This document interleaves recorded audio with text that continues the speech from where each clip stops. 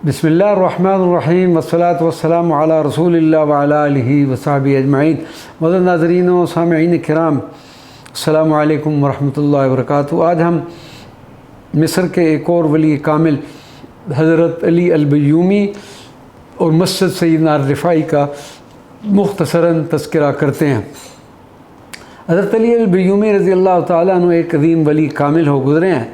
अपनी किताब रिसाला खलवतिया के आखिर में तहरीर फरमाया है कि अल्लाह तबारक व तआला ने मुझ पर जो बेपायान एहसानात फरमाए और लातादाद करम किए हैं, उनमें से एक ये है कि मैंने हज़रत दमराश रज़ी अल्लाह ताला अन्हु को आसमान पर देखा और आप रहमतुल्लाह अलैह ने मुझसे फ़रमाया कि दुनिया व आखिरत में खौफ मत कर। आप रज़ी अल्लाह ताला अन्हु डाकुओं को तौबा की तरफ लाया करते और आप रज़ी अल्लाह ताला अन्हु की तलक़ीन से डाकू ताइब होकर हल्का इरादत में दाखिल हो जाते और इनमें से तो बाद वलायत के दर्जा को भी पहुँच जाते। हज़रत अली अल-बय्यूमी रज़ी अल्लाह ताला अन्हु ने 1183 हिजरी को इंतकाल फरमाया और मस्जिद के अंदर एक मारूफ़ कुब्बा में दफन किए गए। अल्हम्दुलिल्लाह इस मुकाम मुक़द्दस पर हाज़री का शर्फ़ हासिल हुआ। मस्जिद सैयदना अर-रिफ़ाई, मस्जिद सैयदना अर-रिफ़ाई फ़न तामीर का नादर शाहकार है।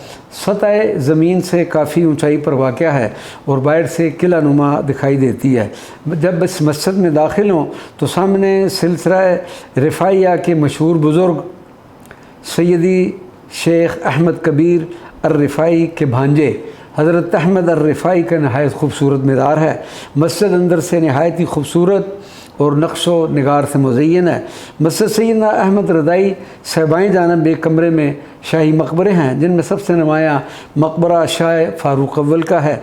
इससे थोड़ा आगे जाएँ तो फिर बाएँ जानब एक कमरा में उस शहनशाह का मकबरा है कि जिस वक्त वो तख्त व ताज से महरूम हुआ तो कोई भी उसे पनाह देने वाला नहीं था।